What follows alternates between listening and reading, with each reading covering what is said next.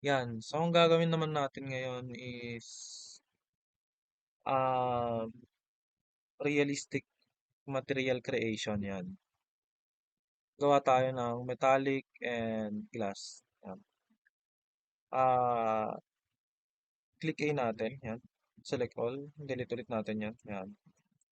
Tapos shift A, maglagay tayo ng etong monkey na lang. Yan. Yan. Grab natin, patas natin siya. Yan. Gawa tayo ng dalawa. Shift D natin para may kapareha siya. Yan.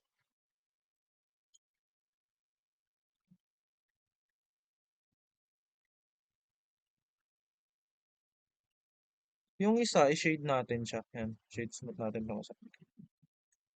Una, itong gagawin natin tong metallic. Yan. Click natin to. Yan. Tapos, punta tayo sa material. Yan. Lagay lang tayo ng new.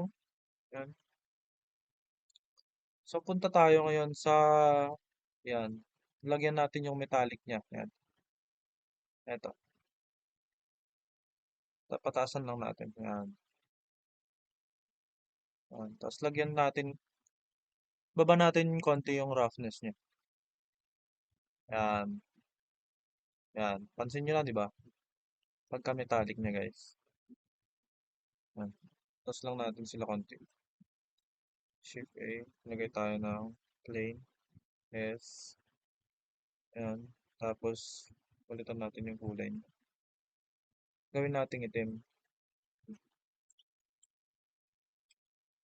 Baba natin siya. Yan. So, ngayon, ito naman gawin natin siyang glass. Yan. Click natin tong material.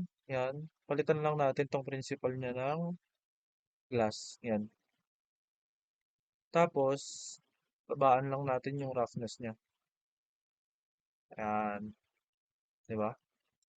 Nakita nyo ngayon yung pagkakaiba nila. Etong isa, mas glass siya. Yan. Thanks. Yan. Di ba? Etong isa guys, glass material. Parang glass con siya. Paano na ito? Parang glassy siya, di ba? Yung material na to. Tapos ito naman, metallic. Yan. Makita nyo naman yung pagkakaiba nila. Yan. Di ba? Metallic tong isa, tapos glass tong isa. Yan. Yun lang.